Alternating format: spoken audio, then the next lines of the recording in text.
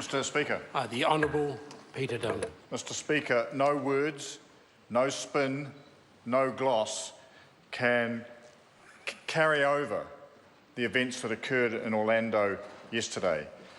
The slaughter of nearly 50 innocent people is unacceptable by any moral or ethical standard.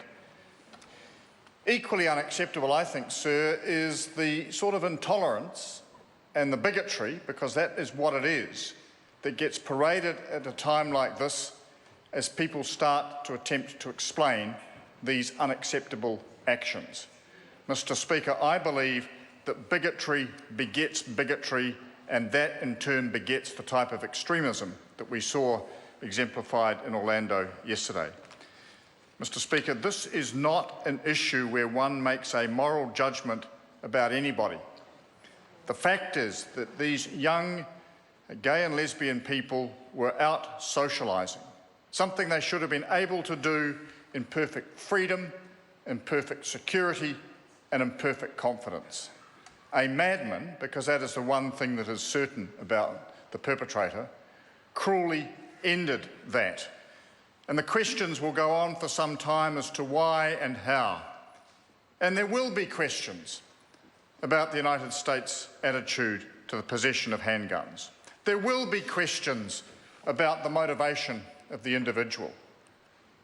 None of those actually remove the tragedy of what happened.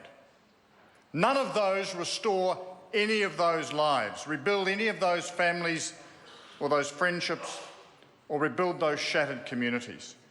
Mr Speaker, we are a long way away, and I'm sure that the people of the United States are not sitting by their televisions now hanging on our every words, but our expression of sympathy and solidarity with them at this time of grief counts in that it shows that as members of the world community, we actually share some basic values about integrity, we share some basic values about freedom, we share some basic values about people being able to live their lives and express their personalities to the fullest extent. And Mr Speaker, every time we see an event like this, it is a challenge to all of those values that we hold dear, even if we may not be immediately near the scene of the crime. So I share with others the sense of outrage, the expression of condolence and sympathy to the people of the United States, and Orlando in particular, on this horrific occasion.